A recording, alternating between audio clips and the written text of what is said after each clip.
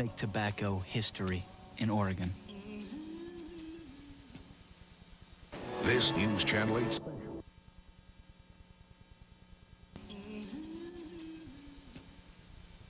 This News Channel 8 special, the Willamette River Currents of Change, is sponsored by Portland General Electric, connecting people, power, and possibilities. Good evening. I'm Peggy Fowler, president of Portland General Electric.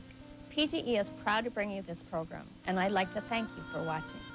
More than 2 million Oregonians, including nearly 700,000 PGE customers, live in the Willamette River Basin.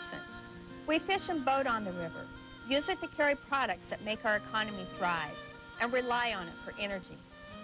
Yet, it is a resource that is threatened by pollution from our cars, our yards, and our day-to-day activities. PGE believes we need to understand the problems facing the river and the solutions we can create by working together. In 1889, we began producing electricity from Willamette Falls. For 109 years, we've remained committed to preserving the rivers, streams, and natural environment that Oregonians hold dear. Please join me in watching the Willamette River Currents of Change, brought to you without commercial interruption by Portland General Electric. Native Americans first called it the River of Life. The Willamette River has carved out an important part of Oregon's history, both economically and culturally. But this River of Life is in poor health. The watershed has shouldered the burden of years of use and misuse. The responsibility now falls on all of us to save this precious resource. How can we do this? It's a question we take on this evening. In an historic event, join us on a journey towards solutions.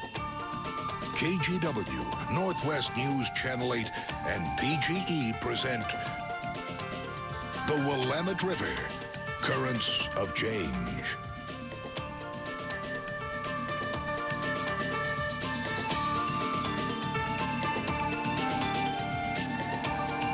The Oregon Capitol shines brightly this Tuesday evening. It is unusually busy for this time of night. Inside in the Senate chambers, people from all across the Willamette Basin, from many sides of the political and environmental spectrum, are here to talk about the future of our valley. This is a landmark event which could help shape our quality of life for years to come. Good evening. Welcome to this Northwest News Channel 8 special. I'm Carol Jensen. Tonight, we are bringing you the Willamette River Currents of Change. And I'd like to introduce to you now Joe Donlin and also Larry Shoup. And you know, Carol, our mission tonight is a town meeting like we have never seen in Oregon. In fact, for the next hour and a half, you will hear stories of the changing river basin. Not all of them, folks, are good stories. The fact is that the Willamette is not in good health. And that's where all of us come in. The goal tonight is to educate and inform and maybe come to an understanding of how best to take care of this precious resource. Not everyone agrees on just how to do it, but it's our goal here tonight to provide a springboard of constructive dialogue. And there are certainly little things we can all do, so we'd ask you to grab a pen and a piece of paper. We'll have a number for you coming up in just a bit with all kinds of helpful information. Tonight's special is the culmination of a year-and-a-half-long study commissioned by Governor John Kitzhaber. And as you can see, our governor joins us tonight here in the Senate chambers. He is here along with legislative leaders, farmers, city officials from across the basin, industry leaders, conservationists. Now, we realize that even in an hour and a half, we won't be able to solve all of the basin's problems. But by talking about the issues, maybe we can come to a better understanding of what they are and how we can begin to solve them. We begin with an in-depth look now at the basin and some of the problems that all of us who live within the realm of that basin face. For the next half hour, KGW environmental reporter John Catton takes us on a journey through the basin. We present to you now the Willamette River Currents of Change.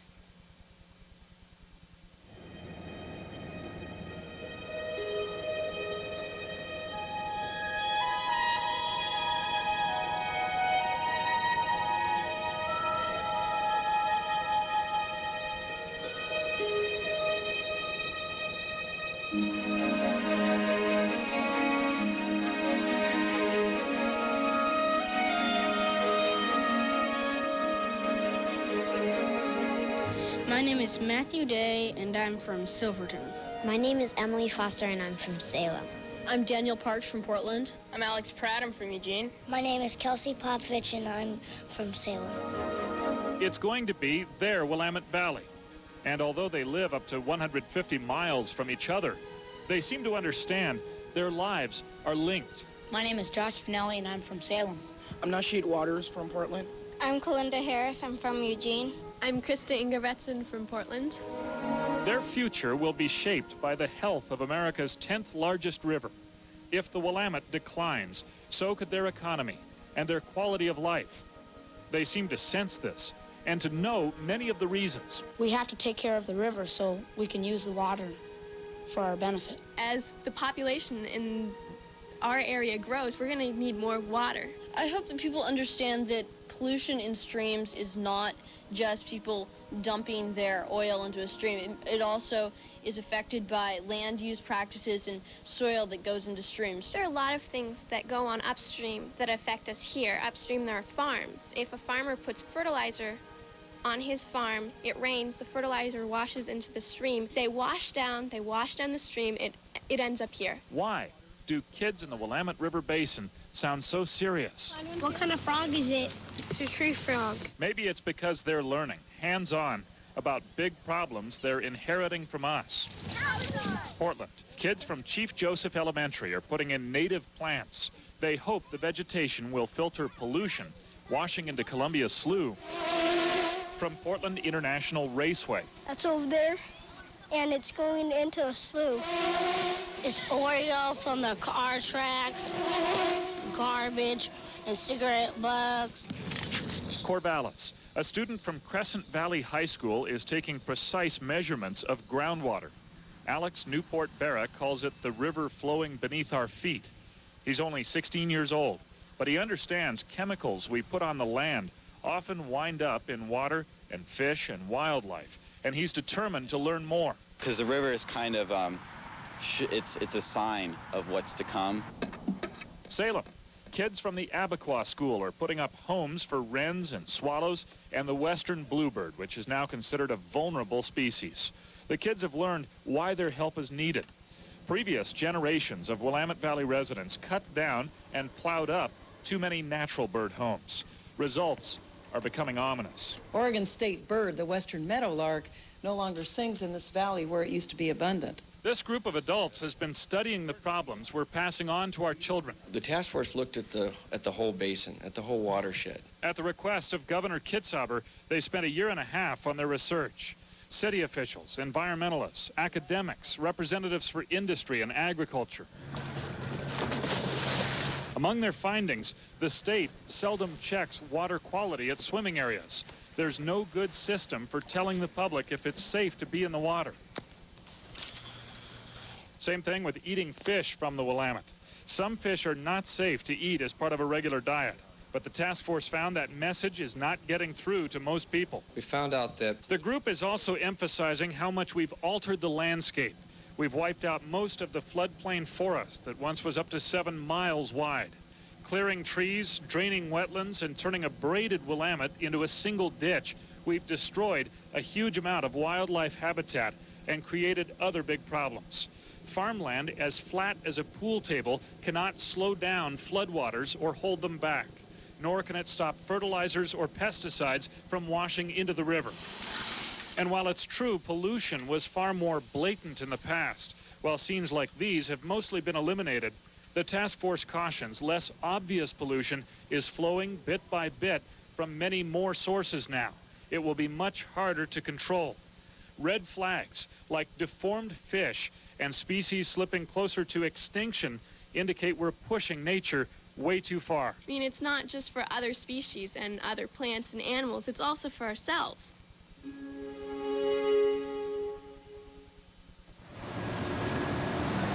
It's not the first time kids have pushed residents of the Willamette Valley to pay attention to their environment. October 1936, an opinion piece in the Oregonian points out at least 6 cases of typhoid have been traced directly to swimming in the Willamette or Columbia Slough. Suddenly, the splashing stops. The city's Board of Health has banned swimming. Kids now have a personal interest in demanding cleaner rivers. In 1938, they hold this rally outside Portland City Hall. In the same year, the president of a citizens group called the Oregon Wildlife Federation is using a new innovation called color film to document the Willamette's filthy condition. Pollution spews from industries and pours from city sewers. In 1938, there is no treatment. From a makeshift lab in the back of their vehicle, scientists test the water. They also take live and vigorous fish and place them in various portions of the Willamette. Using a clock, they watch how long it takes the fish to die. In some stretches, it only takes minutes. Oregon voters streamed to the polls in 1938, and by a 3-to-1 margin, they passed the Water Purification and Prevention of Pollution Bill. But as pollution controls are being put in place, World War II breaks out, and the cleanup effort stalls. Then in the 50s and early 60s, the Willamette Valley's population takes off. Industry booms. The volume of pollution increases, canceling out advances in treatment. By 1962, some people are calling the Willamette the dirtiest major river in the Pacific Northwest. But the next 10 years would see an amazing turnaround. Oregon would become famous for its environmentalism.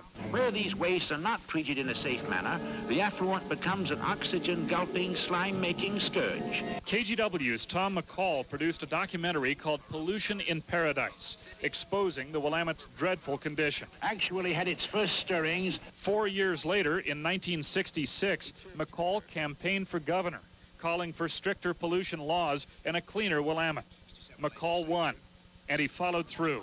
6 years later, in 1972, National Geographic pronounced the Willamette a river restored. Boats crowded onto the river again. Anglers caught giant salmon. The water sparkled. Families beamed, and so did McCall. But remarkable as that cleanup was, we now realize it was limited. Industries along the river were forced to scale way back what they dumped, and cities were required to do far more treatment of their sewage.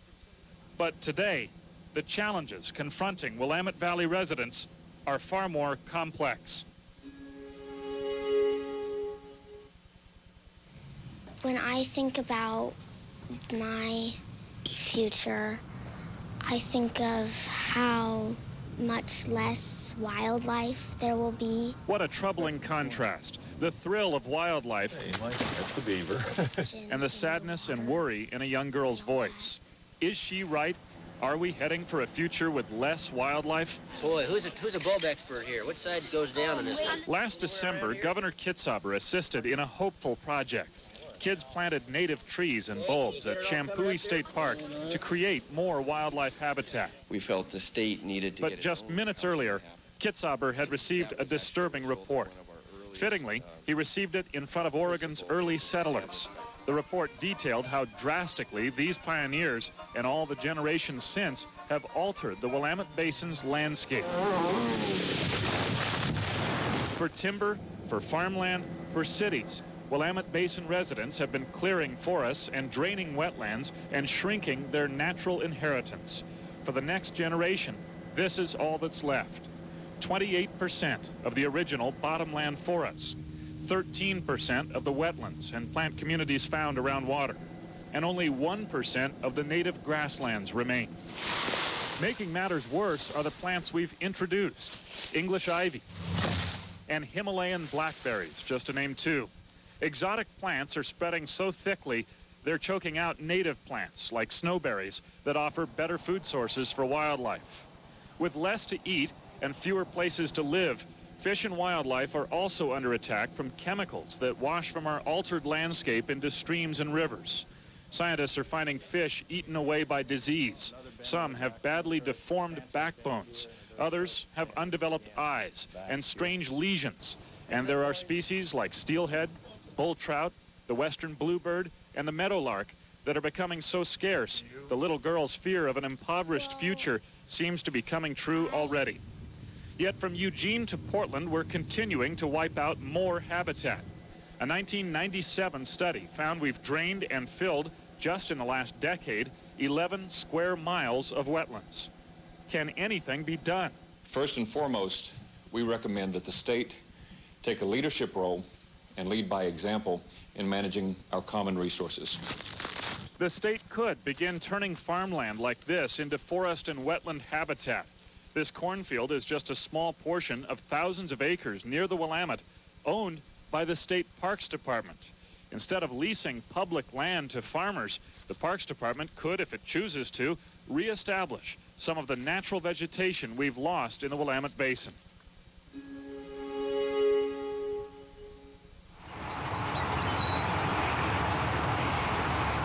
A soft rain is beginning to fall in the Willamette Valley as an egret checks for potential threats. Other birds are busy bathing and searching for food. The rain becomes steadier, bigger drops making the stream jump and bubble. Suddenly, the wildlife has company. A flotilla of cigarette butts has entered the stream from nearby storm drains. Just another rainy day at Beaverton Creek, where scientists are finding a lot more than cigarette butts downstream from an expanding sea of asphalt. Yes, residential, commercial, and industrial development is taking its toll on water quality. It's not just a farm agricultural issue. He's referring to fertilizers and pesticides. It's easy to point a finger at farms where chemicals are applied not only in much bigger quantities, but with all the subtlety of a crop sprayer banking over Interstate 5 as it lines up to drop another swath of chemicals right next to the freeway. But for hundreds of thousands of Willamette Valley residents, Dursban, diazinon, casseron are household words. And these chemicals, designed to kill weeds and insects and capable of killing fish, are not staying in people's lawns and gardens. One good rain and they're washing towards the nearest stream. Chauncey Anderson of the U.S. Geological Survey knows, because he tested Beaverton Creek and found in the water malathion, diazinon, atrazine, and a dozen other pesticides.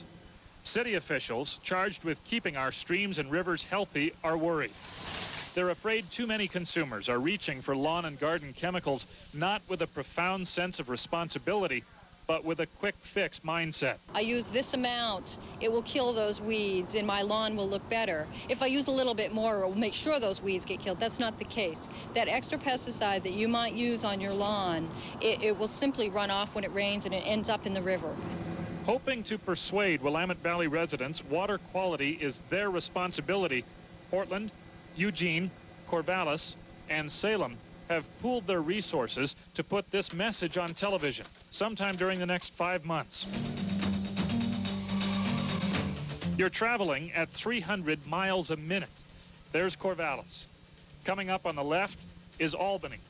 Salem will be the next city on the right. Part of that is to just grab people's attention. It's a way to bring everybody together as you're going on downriver. This is a spot that just is there to grab people and say, oh yeah, I can do something to help that. The cities are hoping people will see a phone number at the end of the spot and call to get a free packet of information on how they can help protect water quality. Now, agriculture. In his search for pesticides, Chauncey Anderson sampled 16 streams meandering through farmland. His most alarming finding came here. South of Dayton, this is the West Fork of Palmer Creek. In this little basin, farmers grow some 18 different crops. Downstream, Anderson found 24 different pesticides in the water. One insecticide ingredient called chlorpyrifos was in the stream in a shocking concentration. Scientists have determined how much chlorpyrifos it would take to kill something like a snail or even a fish in just 1 hour. In the West Fork of Palmer Creek, chlorpyrifos levels were 40 times higher. And it is worrisome. I mean, that is an extremely high level. Whatever we could do to correct that problem, I'm sure, we'd want to be involved in that. Sam Sweeney farms in the area.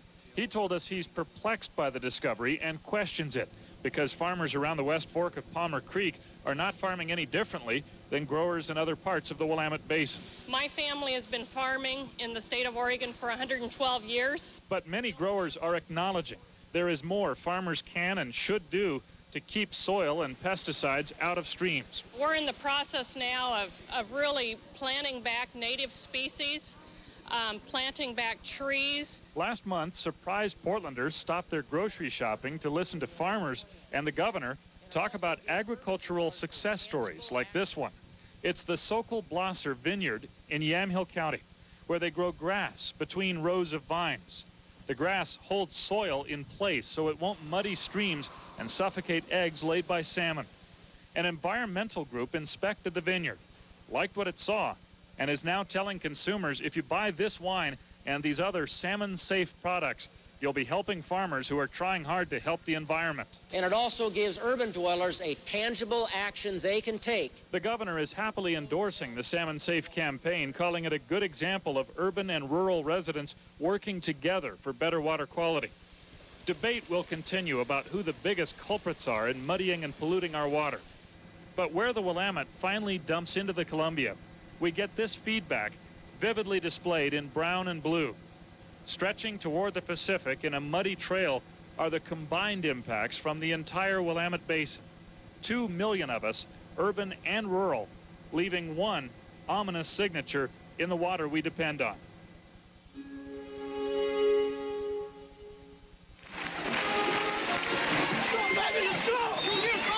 Football Saturday in Corvallis. Kickoff is just minutes away. Fans are going nuts. The coach is trying to stay focused on his game plan, and the Oregon State players are reaching out to touch something as they stream onto the field. It's the school's mascot. The real thing can be found just a mile or two from the stadium in the Willamette River. Like other cities north and south in the valley, Corvallis feels a deep bond with the Willamette. But there's a difference here. When players stream off the field at halftime to gulp down water in the locker room, it will be coming from the Corvallis treatment plant, which pumps this city's water right out of the Willamette. Even the mayor of Corvallis struggles to make this sound like an ideal source. Well, I don't really think that we have a choice. We are able to take about 35% of our drinking water from Rock Creek, which comes out of the Coast Range, and is cleaner and easier to treat. But we need to take, at the present time, 65% out of the Willamette, and that percentage is going to grow as we grow, and I don't think we have other alternatives. This is where Corvallis sucks water from the Willamette and treats it. And here's how. First, river water is passed through rotating screens to take out leaves and sticks.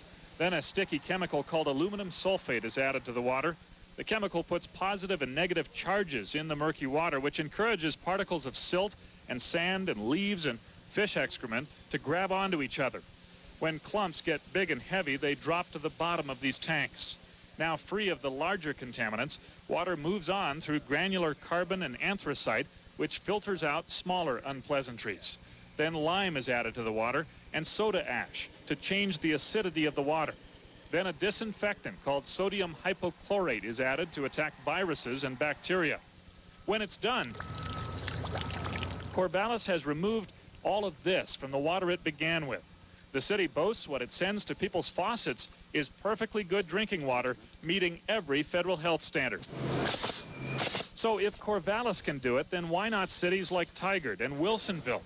Wilsonville had to call a halt to growth because it doesn't have enough drinking water to send to more homes and businesses. Why not get more water from the Willamette? Right now, several Portland suburbs are exploring the possibility. Lisa Obermeyer is their lead scientist trying to answer two questions. What is in the river that can impact human health, and how do we treat for that? My basic conclusion, and what I feel comfortable saying as a water treatment scientist, is that the Willamette River can produce a very high quality, safe source of drinking water for the region. She cites two reasons.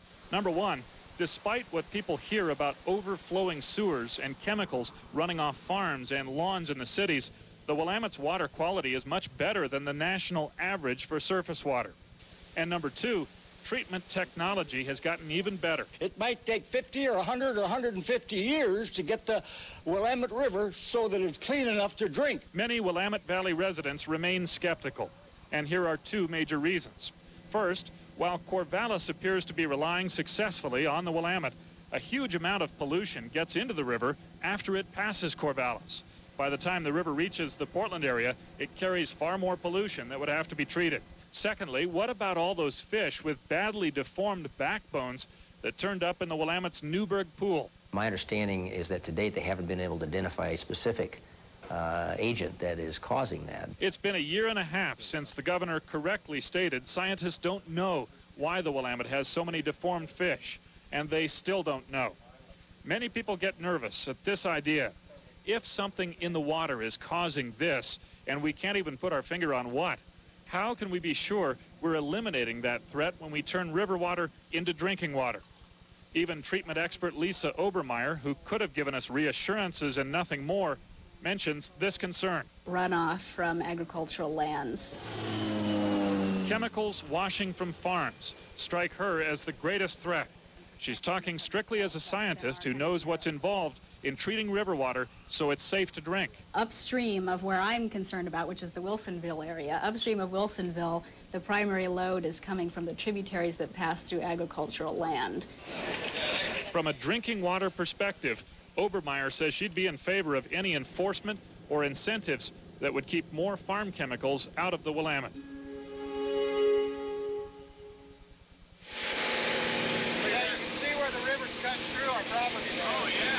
A farmer took these pictures 2 winters ago as he discovered what was happening to his land. Yeah, the river's trying to cut a new channel through there. Yeah. The Willamette was shifting course, ripping a shortcut through prime soil that produces beans and corn and squash.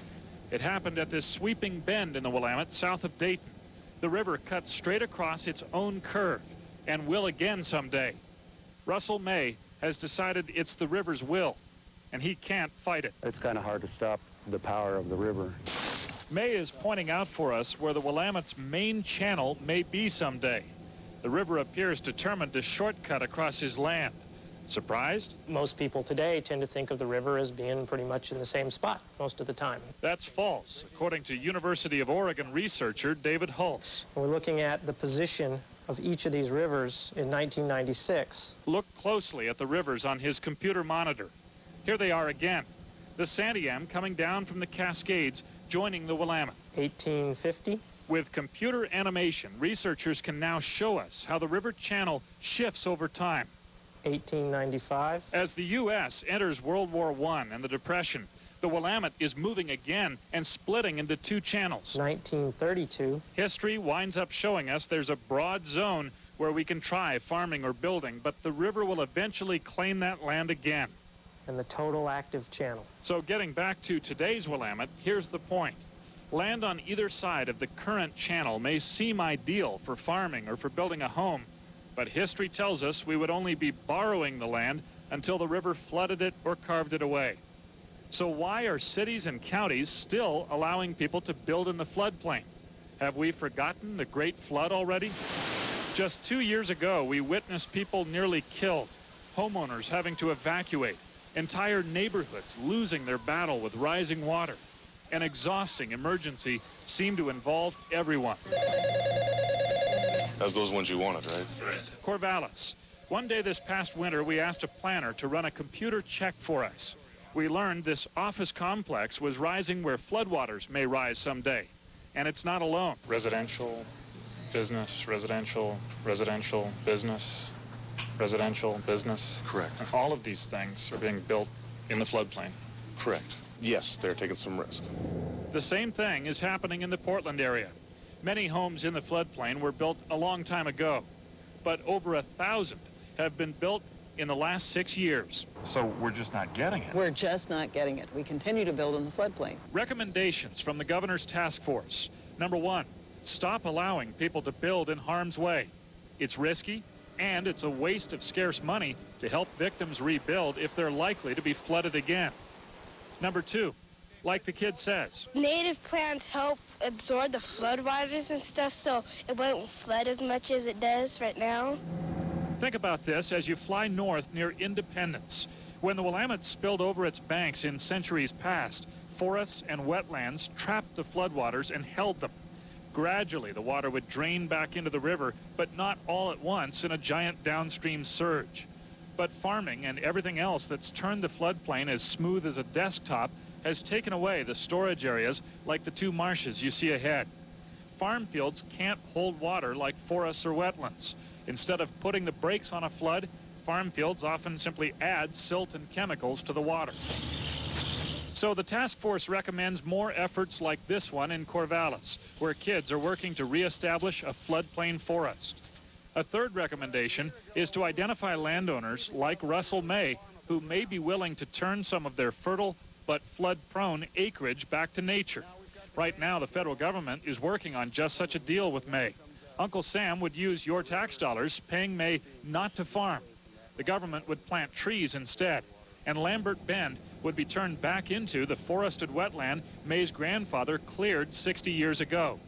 Not an easy choice for May. This is some of the best farmland you can have, and they just don't make farmland anymore. You're not allowed to really clear much land anymore, and what farmland there is around the edge of cities is all being taken up by houses. Clearly, the idea of converting farmland back into floodplain forest will not be an easy sell.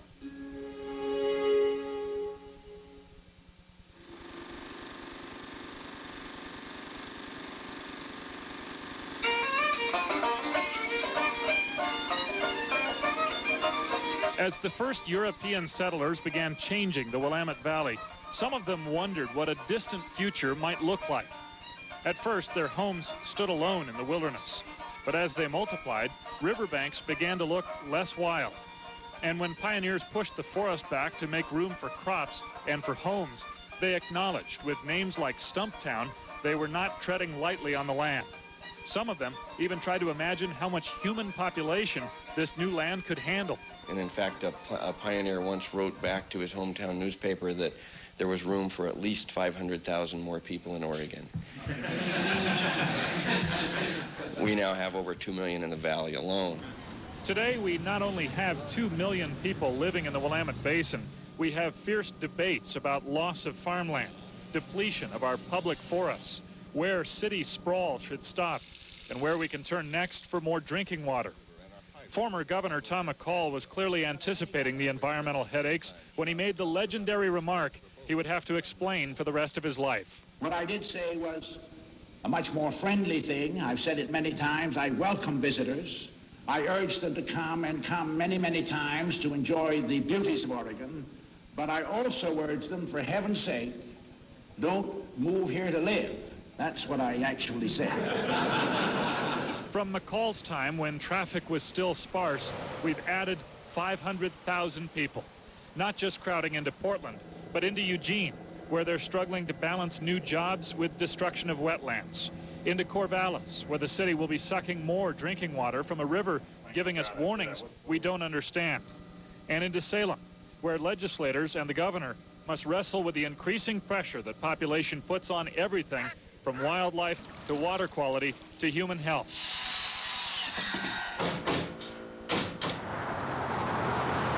In the next 25 to 30 years, the Willamette Valley's population is expected to double. Look at her feet. This may help. At the University of Oregon and Oregon State University, researchers are creating what they call possible futures. With projections of population growth, they're plotting future homes and other changes on the landscape, a quarter of an acre at a time. These decisions that get made about how we use land. David Hull says it will actually be possible to tell decision makers what impact will result from different levels of growth. If we can anticipate our impact on water quality, wildlife habitat, threatened species, and more, then we can choose how much impact we're willing to have instead of discovering after it's too late.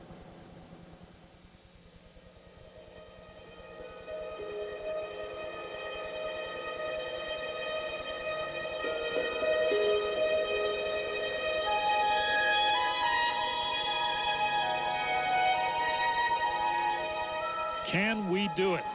Can we pass on a Willamette Valley still beautiful, healthy, and full of promise? With our population soaring, some people might say the problems are now too big for any one of us to make a difference. If everybody had that same opinion, had that same outlook, we'd never get anything done. It takes a number of people, it takes a lot of people working together. The children see possibility and a simple reason why we should try. Not because you're saving water, not because you're saving yourself, not because you're saving animal species, just because it's nice to have and nice to be there. I know my dad took me to some places such as like Johnson Creek and told me some of his memories what he had with his father, and maybe I might just want to do the same with my kids.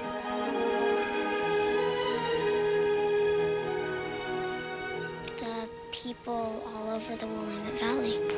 If they're warned about what's happening and they're told what we could do to make a change, I think they would do it.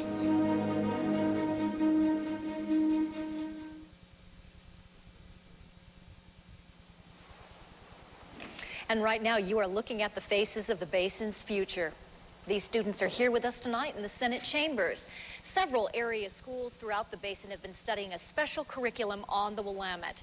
We're going to speak with many of these students, and as well, we will, of course, have much to talk about with the members of our audience this evening. And I would also like to tell you now that my colleagues are spread throughout the Senate chambers. Joe Donlin, Larry Shoup, and John Catton, they're all here, and they are ready to help lead in tonight's discussion.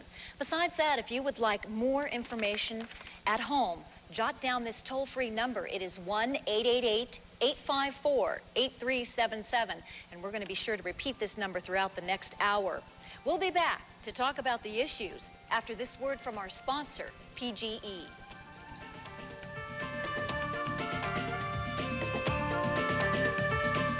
This News Channel 8 special, The Willamette River Currents of Change, was sponsored by Portland General Electric, connecting people, power, and possibilities.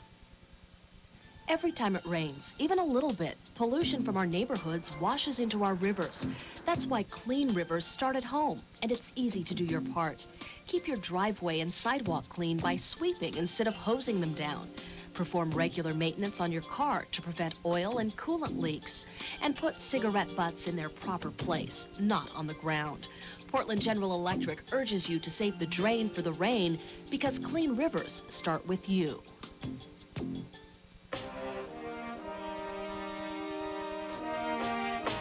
The Northwest, the wonder of it all, stretches out in every direction farther than the eye or even the imagination can see.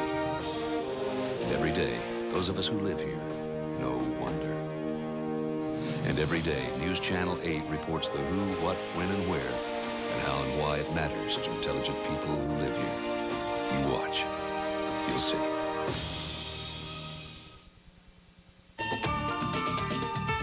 And now back to the Willamette River, Currents of Change. Welcome back to our Northwest News Channel 8 special, The Willamette River, Currents of Change. We have shown you some of the problems facing our basin. Now we have the opportunity tonight for positive dialogue. Once again, we need to emphasize that there's really no way we can expect to solve all of the basin's problems in just one evening, but we can certainly begin working toward cooperative solutions. This event has come about as a result of a report that was commissioned by Governor John Kitzhaber. It was a special group assigned by the governor to not only identify the problems in the basin, but to also suggest some solutions. The governor joins us now, and we're hoping that he is going to tell us why the Willamette River Basin is so important to the state of Oregon. Governor? Well, I think cleaning up the Willamette has a number of reasons why we need to do it. First, it's the right thing to do. I don't think anyone wants a polluted stream running through the heart of Oregon. Second, we need the water and the fish and wildlife that depend on it. We need water for irrigation, for municipal purposes, for industry, for recreation.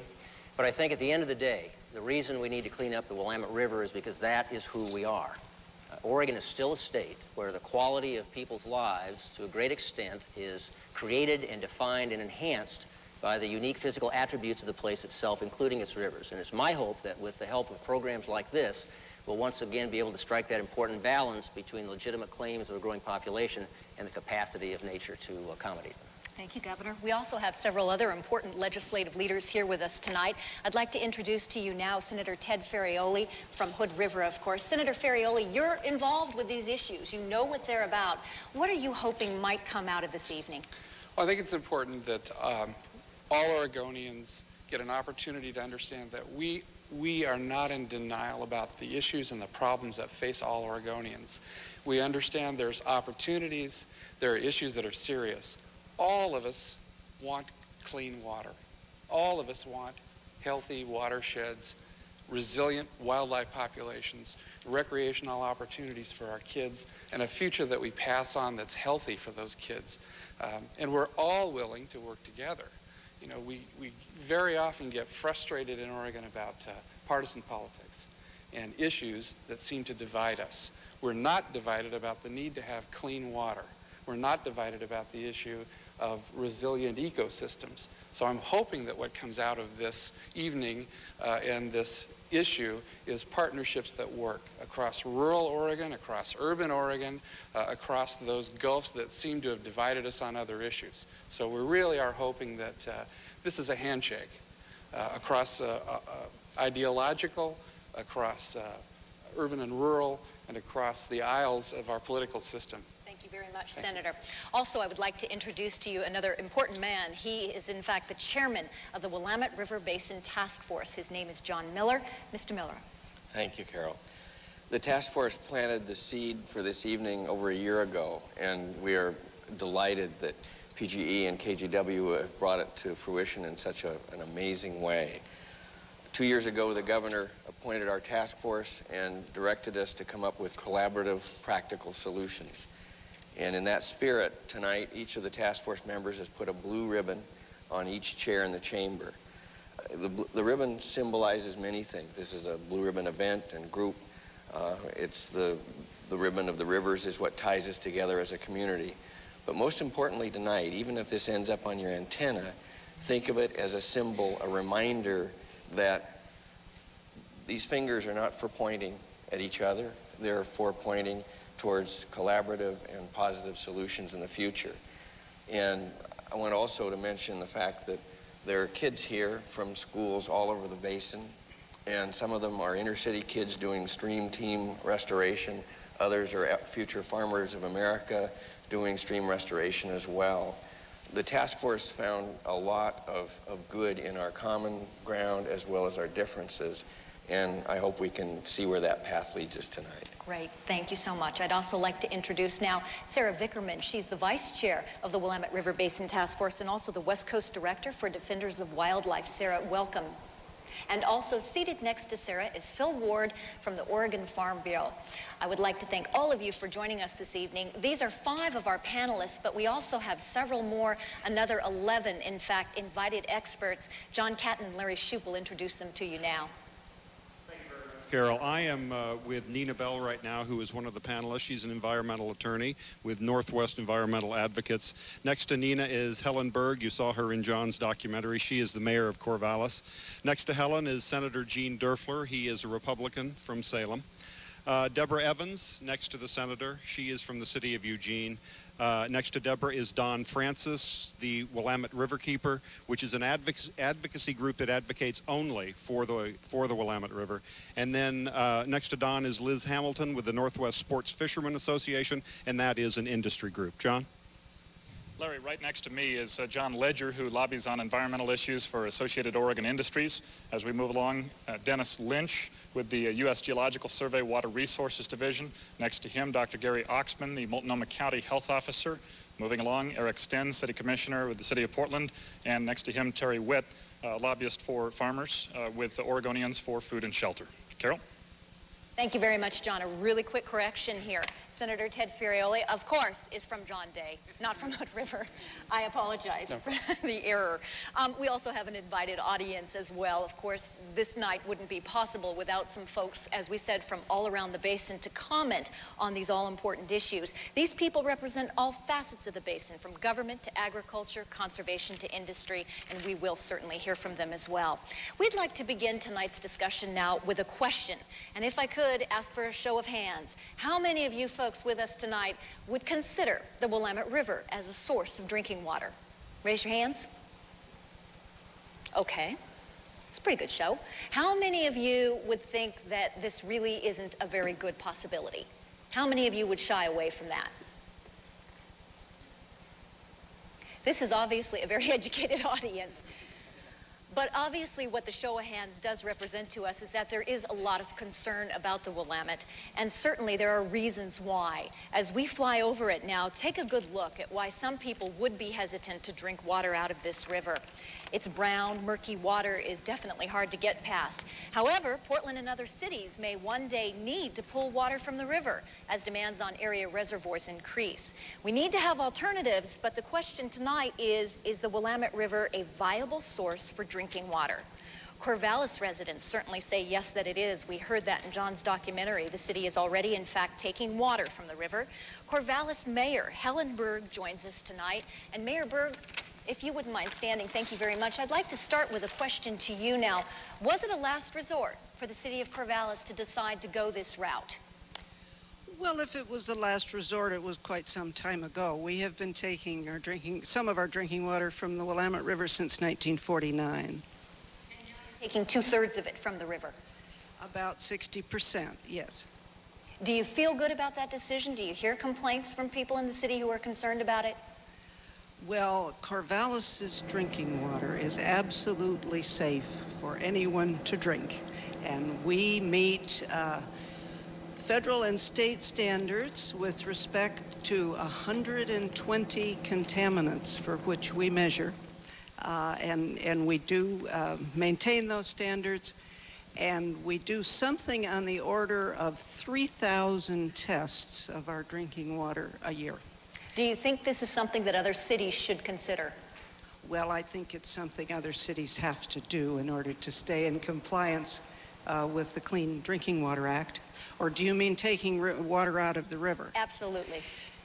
Perhaps it depends on what segment of the river your city is at. We keep a keen eye on what comes downriver to us, and the Department of Environmental Quality's evaluation is that the raw water in our segment of the river is of high quality. Okay. That's direct from Mayor Helen Berg. You heard how she feels about her city taking water from the Willamette River. I'd like to ask a question of Portland City Commissioner Eric Stinn now. Eric, you have made no bones about the fact that you'd like to keep Portland's water supply coming from Bull Run Reservoir. Would you consider taking water from the Willamette? Portland won't, but people in our region will have to. Portland is very lucky because we have the Bull Run. The Bull Run right now serves all Portlanders and about 40% of the suburbs. So about half of Portland's water goes to the suburbs, half goes into the city of Portland. Portland will never be in the position of having to drink the Willamette because we were very lucky 100 years ago. People planned correctly and we can drink the Bull Run. It's my belief the whole Portland region can drink the Bull Run if it so chooses, but that's a decision that the suburbs have to make for themselves. In Corvallis's case, I don't think they have a choice. It's not a matter of the Willamette not being safe, in my opinion, but if you've got a better source of water, wouldn't you drink it? And the Bull Run is a better source. Okay. John.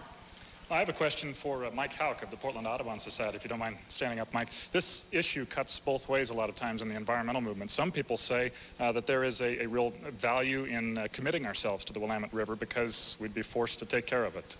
Well, I happen to be one of those people. I don't diminish the fact that there are concerns today, but in terms of leaving the Willamette River on the table for future consideration, I'm a strong advocate of that. And I think nothing will rivet people's attention more to what they're doing to their drinking water, to the Willamette River, than knowing that in another 30, 40 years they may be drinking from it. I have another question for Terry Witt, lobbyist for farmers with the Oregonians for Food and Shelter. We've heard concern about the various things flowing in, and of course, the further you go downriver, the more things have flowed in. And a lot of that is from agricultural land, just by acreage. You're a big player. Do you feel that farmers have a big responsibility in protecting the future drinking water possibilities of the Willamette, on top of the other things like fish and recreation? Well, I think farmers, like everyone else, have a big part to play in protecting our waters. Much of what goes into the river is as a result of man's activities, whether they're in the city or whether they're on a farm. And we're seeing a tremendous amount of research going into things we can do to stop soil erosion and stop movement of the pesticides and fertilizers with soil into the river. I have a question for Governor Kitzhaber, talking about not only Willamette River water, but also our groundwater supply, which of course supplies about 1/3 of the basin's drinking water. But Governor, some of that in rural areas is contaminated. Oregon has a very good Groundwater Protection Act, but it's not fully funded as far as the basin is concerned. Can you talk about that? Well, money is obviously a part of this, not just for groundwater protection, for cleaning up surface water as well. But I think the fundamental choice we're faced with here is if we're going to use the Willamette for drinking water, there's two ways to do it. You can invest huge amounts of money in treatment plants, which Corvallis is doing, or you can get to the source and try to collaboratively figure out how to clean up the river from the get-go. And that includes groundwater, ag, forestry, and urbanites, who really do have to step up to the plate and make a contribution themselves. We'll see whether or not that happens. Maybe tonight's discussion will lead some folks to indeed do that. Do we have any more questions from the audience, particularly about drinking water?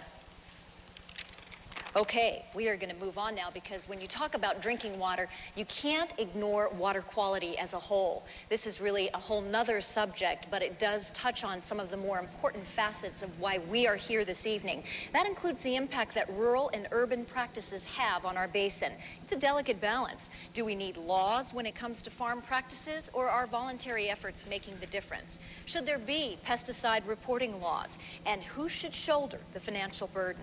Here's the News Channel's John Catton now with more on water quality. John?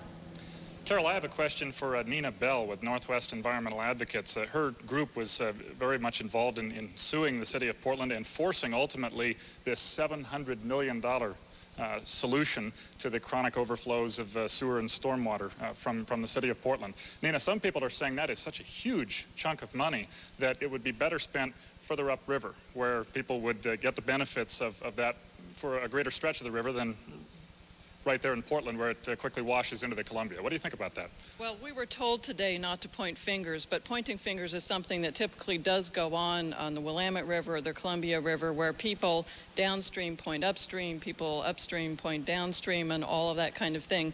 The important thing is that everybody, and every entity, every industry, every source is responsible for cleaning up their portion of the pollution, regardless of whether it's an urban source or a rural source. And really, under the Clean Water Act that was passed over 25 years ago, regardless of the cost of cleanup.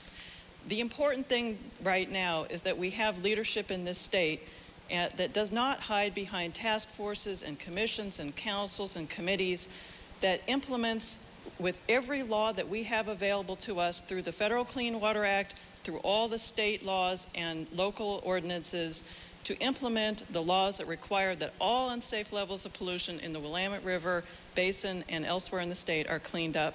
And that's a commitment that this state needs to honor. Thank you very much. Nina Bell with Northwest Environmental Advocates. Joe Donlin? We have a question here. Yes, my name is Neva Hassanen. I'm with the Northwest Coalition for Alternatives to Pesticides. And I just want to suggest that one of the solutions that we can pursue here in Oregon with respect to pesticide pollution is to begin to keep track of what pesticides we use. We have no way of knowing right now what pesticides are used where, when, and in what amounts. This kind of approach of collecting pesticide use information could really take us a long way towards solving some of the pesticide pollution problems. I have a follow-up on that I'd like to address to Phil Ward of the Oregon Farm Bureau. Phil, it just came out with the U.S. Geological Survey, a study of these 20 different streams, that a lot of pesticides were found in a lot of those streams, both in rural and urban areas. But let's talk about the example of that huge amount of chlorpyrifos, a insecticide ingredient that was found there south of Dayton in the West Fork of Palmer Creek. The fact of the matter is, when they find that and they want to knock on doors and say, hey, you may have a problem in farm practices that's resulting in this in the water, they don't know where to knock, do they? Because there is no pesticide reporting that would lead them to somebody. Well, that's true, John, and certainly that's something that can be considered. I think the mechanics of a system that would be effective in that regard are certainly challenging, but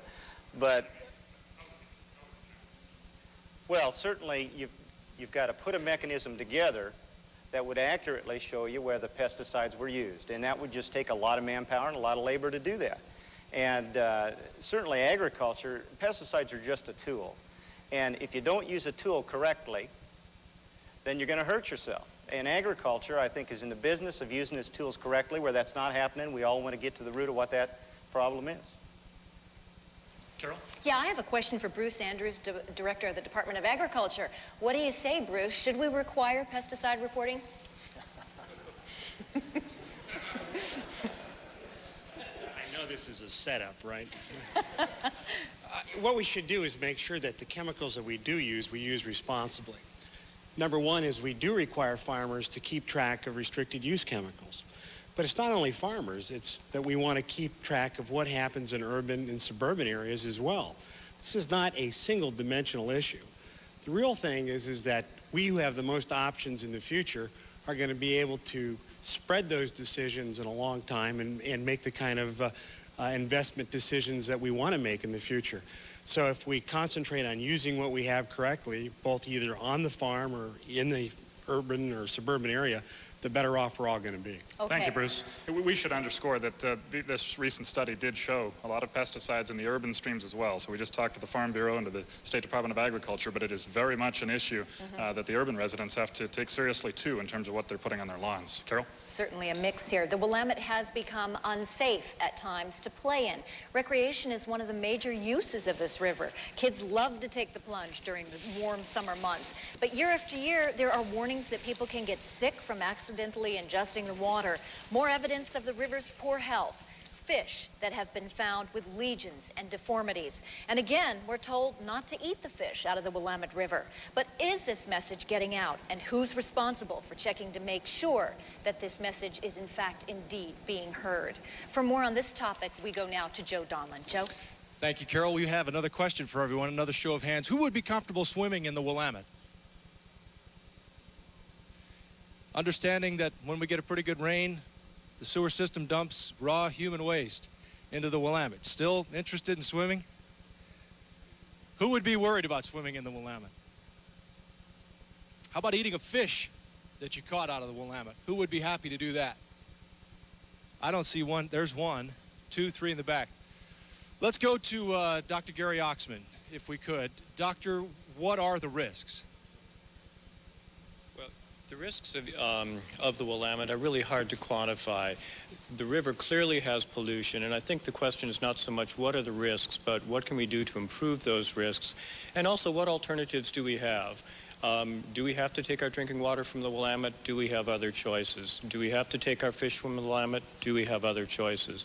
Are there alternatives for recreation? So in this context of trying to clean up, we need to make sure that we also keep our choices clear, not panic, but try to keep a level head about things. Do people know, in your opinion, are they aware of the situation? Aware of which the situation? Dangers.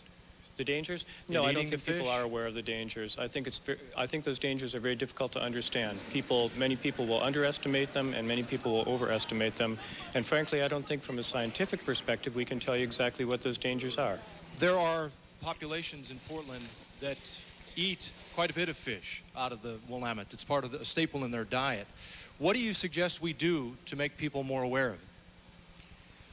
I think that really comes down to the issues of what specific fish are being eaten, where they're caught, what the conditions are, how they're prepared.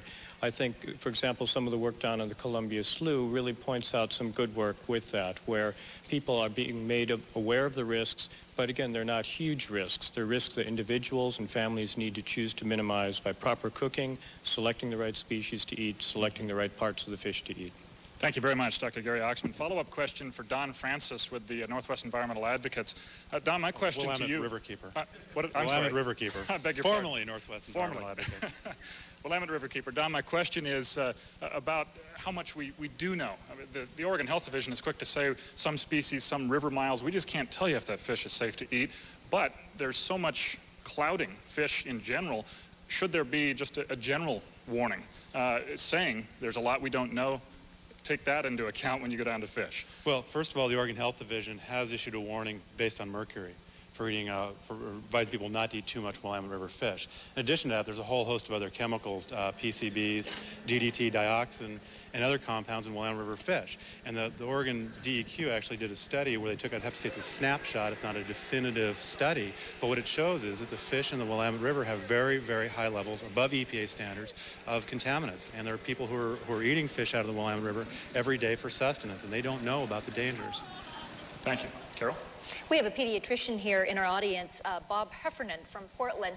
Bob, I'd like to ask you, do you think that the state is doing a good enough job of notifying the medical care industry about problems with the fish coming out of the Willamette? Thank you, John. Thank you. I appreciate being asked. I am not a water quality scientist. I feel that my patients are unaware many times of dangers of swimming in the Willamette River. And I think that is something that we do have a duty to our pediatric population. I care for kids, and I think I want to say to my patients and my grandchildren that we did what we could on the watch for the Willamette River, and I think we can do a lot more. So I would be in favor of investigating what dangers are in eating or swimming, and to let people know in the river and let them make their own call. Thank you very much, Doctor. Carol? Thank you, John. There's no doubt that growth has certainly played a big role in the basin, a huge role, actually, and because of so much growth, it has caused many, many problems. Every 15 minutes, somebody new is moving into this state. But how much can our natural resources take? Should there be limits on growth altogether? And who should pay? Should growth foot the bill for environmental damage? Here's Larry Shoup now with more on our growing population. Thank you, Carol. And the numbers are indeed staggering. John talked about them a little bit in his documentary, but more than 2 million people in the Willamette River Basin right now. Within 30 years, 2 million more people in the Willamette River Basin, and that is an incredible number. I'd like to talk to, if I could, David Hulse. Could you stand up for us, David? I know that you were in the documentary and you have talked with John before. You do research down at the University of Oregon about population impacts. Where are these people going to go? I think that's a very important question. One of the things we've seen in trying to do fairly careful reconstructions of population patterns at a number of key moments in history, 1850, 1930, 1970, 1990, is that some of the legislative tools that were introduced in the early 1970s have had a big effect on clustering populations into more denser patterns. And actually there have been many benefits from that, an expansion of land available for agricultural uses, a number of environmental cleanup benefits that John's documentary reported on. We have a number of choices in front of us. We certainly can be proud of those gains we've made over the last 25, 30 years, but it's not clear to me whether or not those tools are going to be up to the task of accommodating the population growth that you mentioned. If we could right now, I'd like to bring some of the teenagers that came in and were very much a part of John's documentary. You are Chris Paul. You're the state treasurer for the Future Farmers of America. Yes, I am. What is your thought about population? What do you think about when you see us growing at that rate? 2 million more people. 2 million more people. That's a large number of people.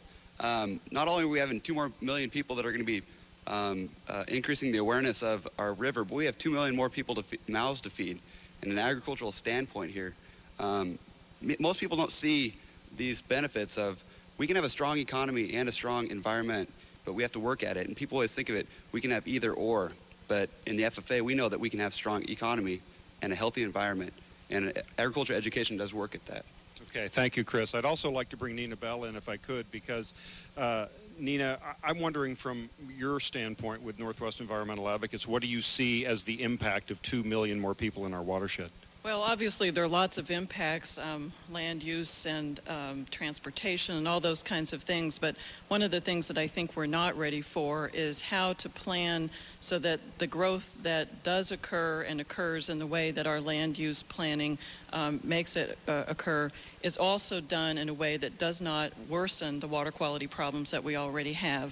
And we're really not prepared for that at this moment in terms of the way our regulatory mechanisms work.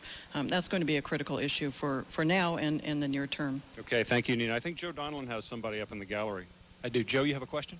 Yeah, I was kind of curious. It seems to be that one of the things that we've done so far in the discussion today is limit our vision of the basin to primarily the Willamette main stem.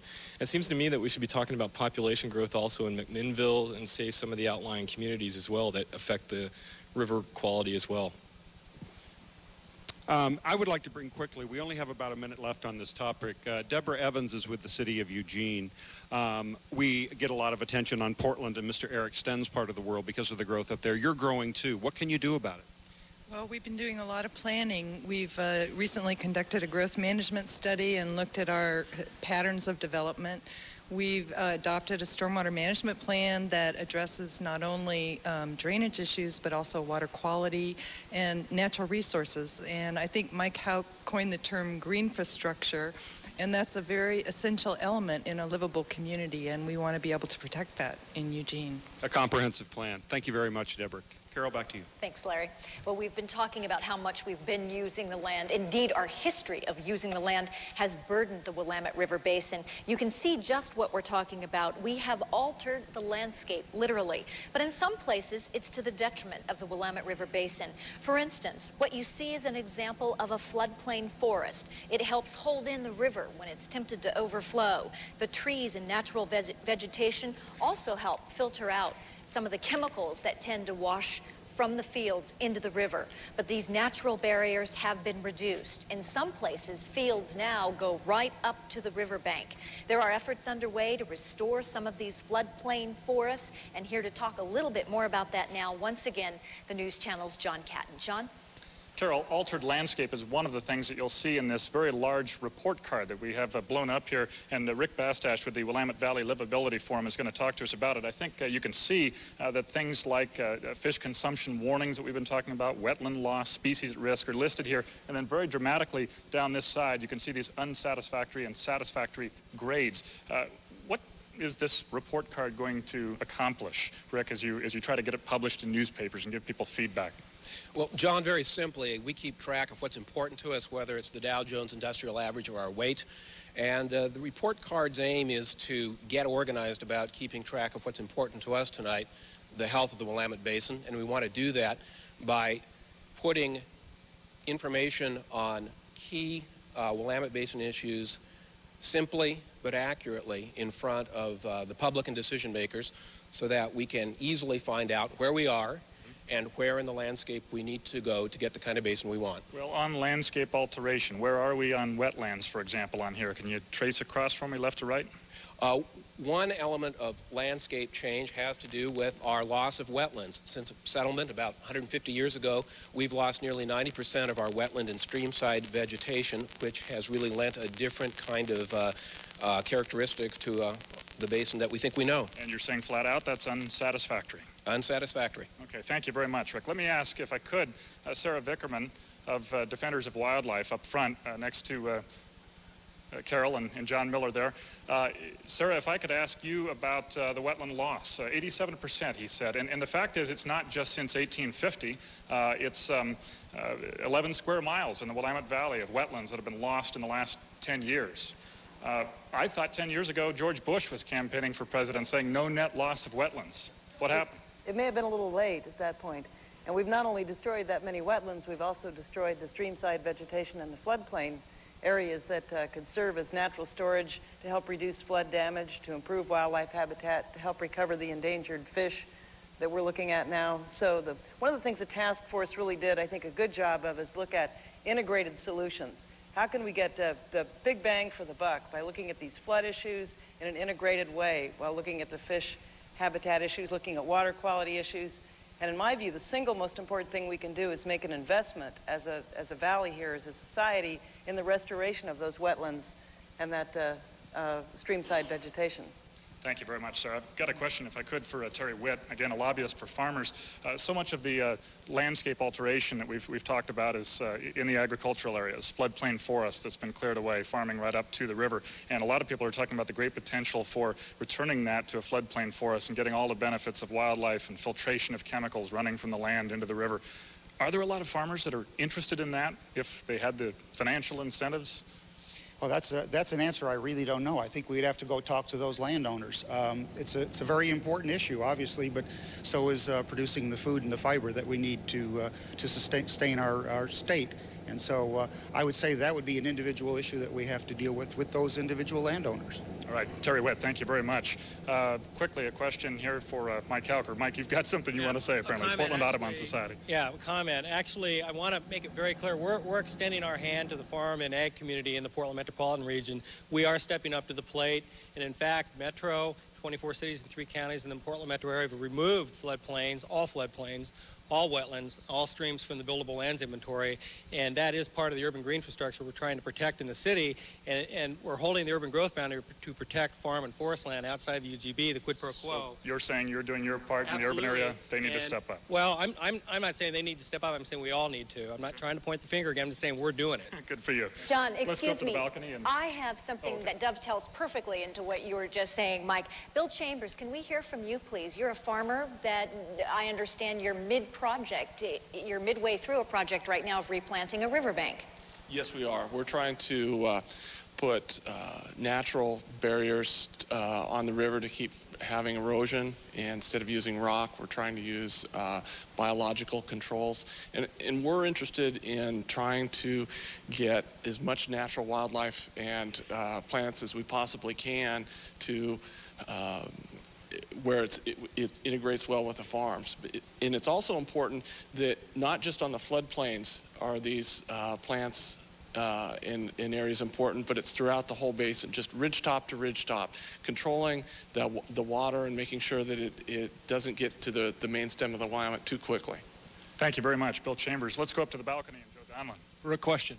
Yes, hello. My name is Stephen Carwan. I'm a private ag consultant, and I have a suggestion on how we can pay for the riparian zones. The microelectronics industry currently is the equivalent, the functional equivalent of the 13th largest city in Oregon in its usage of water. The requirements for that water have to be better than what they are for salmon. Now, last time I saw, they were using a lot of water, and they've got pretty high profits. Let's tap into that pool of money. They have to safeguard that water resource for the future. Why don't we get them to be involved in safeguarding that and helping to pay for some of these riparian zones?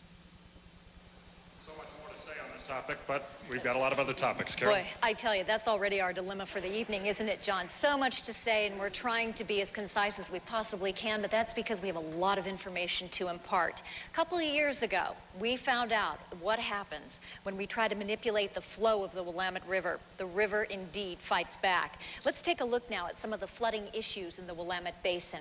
Who could forget 1996? The Willamette River and its tributaries spilled over. In Portland, people raced to build up the seawall along Waterfront Park. In other places, homes were completely underwater. While nature played the biggest part in this flooding, we also played a role as well by making the river flow through a very narrow passageway. Too narrow, in fact, for it to carry the amount of water that at that time was trying to flow through it. We go back to Joe Donlin now, who has more from the gallery here in the Senate chambers. Joe? Thank you, Carol. We're going to talk in just a minute. I'd like to with Mike Smith, who is a builder. So if Mike, if you would stand up for us, we're going to ask you a question in just a second. But I'd like to begin with John Miller. If you could give us an idea of how much we talked about the wetlands, how about the forest lands along the river basin that have been depleted since its origin, John? You and I talked about that the other night. The amount of forest that's been depleted? The riverbank forest that's gone? That was the 87% figure in terms of the deletion of both wetlands and riparian forests. Okay. How much, to give people an idea, the difference between public land and private land? About 40% of the basin is public, and about 80 to 90% of the private land that's left is either ag or forestry, and about 10% urban. Okay. Mike Smith, let me ask you, is there anything that keeps you from building in the floodplain right now? No, there isn't. If people want to build in there? What's that? If people want to build in there, I mean, do you have an obligation, a legal obligation to let them know at least that it's in a floodplain? Absolutely. What are requirements of building in there then that people are not afraid of?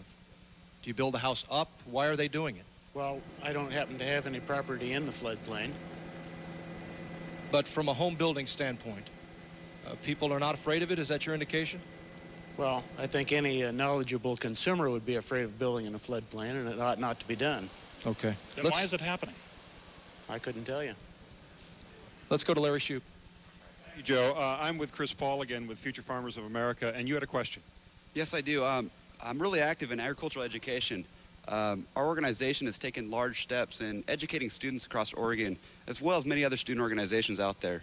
I've got a feeling, a strong feeling, and I know that no matter what problem, big or small, whether it's flooding, water quality, these problems can be answered through education. This question is to Governor Kitzhaber. Governor, could you tell us how you're going to utilize tools such as agricultural education, the FFA, and student organizations represented here in solving this problem? Well, I think FFA is a tremendous potential source of education for young people, but I think there are other models that we need to encourage as well. I saw the students down in Eugene, about 1,000 students have put together a project called A Tale of Two Rivers that's at the Oregon Museum of Natural History that really educates, a very interactive educational opportunity on these very issues. And I think we're really underutilizing FFA and our students in our primary and secondary schools in Oregon to really move this message throughout the basin. Governor Kitzhaber, I'd like to ask you something if I could. The builder even is saying it's inexplicable to him why we would continue to build in the floodplain. Your task force chairman, John Miller, used 4 words, as I recall, to talk about this phenomenon of people building in harm's way. He said, it's just plain dumb. So are you prepared to start looking at a policy that would prevent this from happening? People are shaking their heads every time we have a flood saying, why is this continuing to happen? Well, I think it's part of a larger issue. I think, yes, we do need to look at zoning ordinances about building the floodplain on the edge of sand dunes on the coast and in areas where there's a high risk of forest fire. These are legitimate issues that we have to come to terms with increasingly as our population grows. Thank you very much, Governor. Larry Shoup. Yeah, I think if you'd like to stand, your name? I'm Jeremy Hall. I'm a member of the Santiam Watershed Guardians, and one of the things that we haven't really talked about is the high elevation forests above the transient snow line that are being logged on public lands. And one thing that I'd really like to see is, especially in municipal watersheds and in areas that are vulnerable to flooding, protection for those high elevation forests that are on Forest Service and BLM lands. In fact, Ward Armstrong, you were with the Oregon Forest Industries Council. What is your response to his statement? Well, I think one area of the basin that is receiving very good streamside protection is in the forest land, both public and private. The requirements of state and federal law are very extensive and very strict and very severe. So there is a great deal of protection on forest streamside banks. What types of things is the forest industry doing right now on its own to improve water in the Willamette River Basin? Well, there are a number of things. One, we're required to leave a lot of trees on either side of the stream. We're required to help provide larger trees. And we're doing, of course, we're not allowed to harvest near the stream. We're not allowed to come up next to the bank of the stream at all. And voluntarily, we're doing a lot to bring material into the stream to help fish habitat. That's one of the voluntary things that's very important. Okay, Ward Armstrong, thank you very much. Joe Donlin. We have another comment up here from the gallery. Go ahead. Ruth Koenig, Eugene, and Eugene has a fairly vigorous program of restoration of wetlands, and my question is, are there other plans for restoration of wetlands throughout the basin? Anyone like to tackle that? I'm wondering if John Miller, the task force chairman, would have any information on whether that, I mean, you pointed out in your task force report there have been 11 square miles of wetlands lost. I see Sarah Vickerman putting her hand up. Are there things coming into place now to make sure that we don't continue to lose those wetlands that are nature's storm drain for all these floodwaters? I think there's several things. One of them is, as Bill Chambers is doing, there are many farmers that are replanting those forests along the wetlands. Mike Smith, the builder who spoke briefly earlier, he built my house, and it's funny, he talks a lot on the job, but Mike was Builder of the Year in Oregon, and I've watched him care for the riverbank that he lives on in a way that reflects a real pride in ownership as well as a real gentleness with the river. And I think one of the things we need to do is figure out how to implement that attitude into our regulations. Thank you very much, John. It's time to move on now. We're going to talk about threatened species, which is something very important that we can't ignore when you talk about the Willamette River. The burden of our actions is truly seen when we talk about threatened species. All along the basin, tens of thousands of different wildlife depend on the river and watershed for survival. But we've all slowly depleted the natural habitat for these creatures. In fact, the best example of this is the state bird. It's a rarity to even hear the meadowlark sing in the valley. It is indeed one of the victims of the basin. Larry Shoup now with more on what we are in danger of losing. Larry? Let's move along quickly, and I'd like to go immediately to Sarah Vickerman if I can. And Sarah, I mentioned to you that I was stunned to find out that there are 50 species of plant and animals that are endangered or threatened in the Willamette River Basin, and I don't think people are aware of that. We hear of fish. We don't hear of the other things. Can you quickly name some of those? Well, the pileated woodpecker is one. It's kind of surprising, and the western gray squirrel is another. And perhaps some people don't know that we extirpated the wolf and the grizzly bear from the Willamette Basin years ago, and the Columbia white-tailed deer that used to be in this area is no longer here. Some other things like the western pond turtle and the Willamette Valley daisy, just a series of things. And it's really interesting that the list isn't longer, actually, given the level of development in the basin, and it probably would be. We've probably lost a lot of things we never cataloged in the first place. Thank you, sir. Again, I think even though 50 is a lot to me, I would like to talk to some of the kids. Would any of the kids like to talk to me here about what you think about possibly not seeing a particular species of plant or animal in your lifetime? If you would stand up your name. Nicole Cook. I'm from Oregon State University. I was also going to make a comment. He talked about the buffer zones with the trees not being able to be logged or taken out from the sides of the streams. And I think a lot of times people just pay attention to the streams, like maybe just with the fish or with the big fish populations. And what about the small streams and the small sloughs and the microorganisms that live in those that are really important to our river? And when these streams are abused and the water's warmed up in these streams, there's silt and it flows in and again affects the whole river. So not just the birds and the fish, but the microorganisms. And Okay, thank you, Nicole. If I could ask you, you are one of the youngest members. Emily Spicer, you're from Four Corners School in Salem. Are you concerned that you may never see certain animals or certain plants? Yeah. You are. What do you think about that? I don't know. I don't want them all to be gone. You'd like them there for you and your kids. Thank you. I'd also like to, is Jim Martin here somewhere? There's Jim. He is the advisor for the Oregon, for the governor's salmon plan. And Jim, we've talked about the endangered steelhead, the salmon that may soon be. What does this tell us about the health of the Willamette River Basin in your estimation? Well, the lack of the ability of these wild self-sustaining stocks to sustain themselves in their continuous decline indicates that we've kind of broken the chain in some very fundamental ways. The fish are struggling to survive, to kind of pick up the fragmented pieces and create a whole cycle, but they're losing that struggle. For example, we've built dams that disconnect the main stem from the tributaries, but the fish's life cycle used to involve both the tributaries. We've simplified the channel of the river where we used to have rich flood bottoms and side channels and sloughs. Well, now we've got a river that drains water very effectively, except on the biggest of floods. Those all have consequences for fish and wildlife populations. The lack of the bald eagle's ability to reproduce effectively tells us something about bioaccumulation of toxics. And not all the wildlife gets to drink treated water. So we need to reconnect the system and improve the health of the whole system if we want these self-sustaining populations to make it.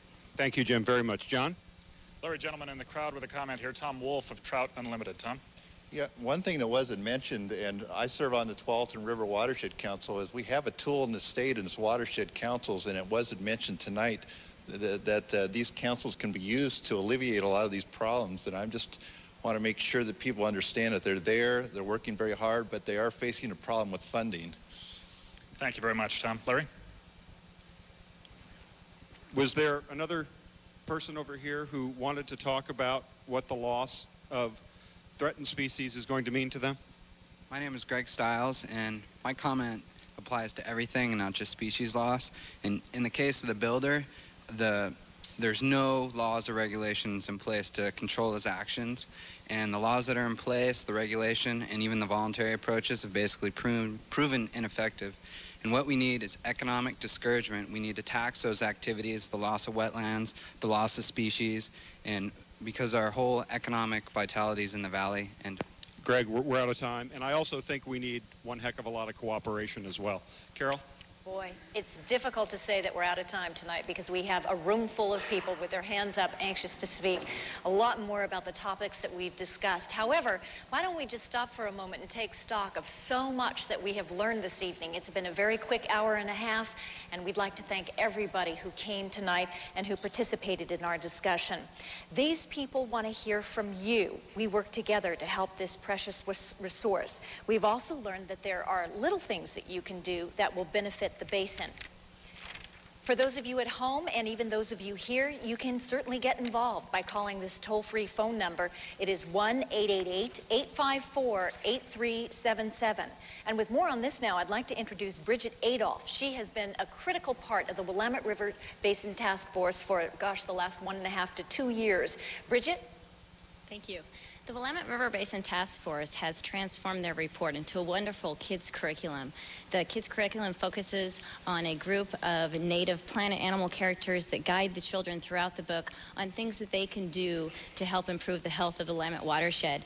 Sarah and Tia here are modeling some of our Willamette Basin Task Force team t-shirts. If you'd like more information on the curriculum, on the Willamette River Basin Task Force report, Confluence Conference, or the Partners for a Clean Willamette, you can dial the 1-888 854-8377 that was generously donated by the Confederated Tribes of the Grand Ronde. Thank you, Carol. All right, Bridget Adolph, thank you very much. We do have something that we would like to present to Governor Kitzhaber. However, it's not actually for you.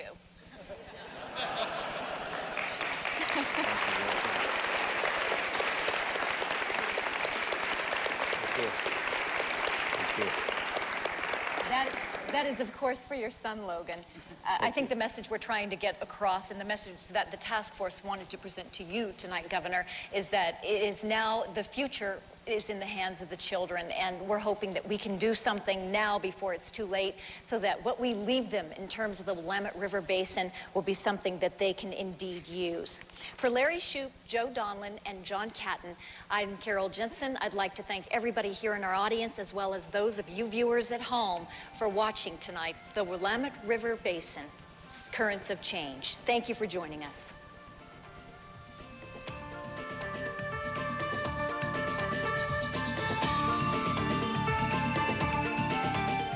This Willamette River special broadcast and community discussion were proudly sponsored by Portland General Electric, connecting people, power, and possibilities.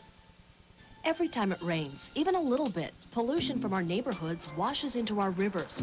That's why clean rivers start at home, and it's easy to do your part. Keep your driveway and sidewalk clean by sweeping instead of hosing them down. Perform regular maintenance on your car to prevent oil and coolant leaks. And put cigarette butts in their proper place, not on the ground. Portland General Electric urges you to save the drain for the rain, because clean rivers start with you.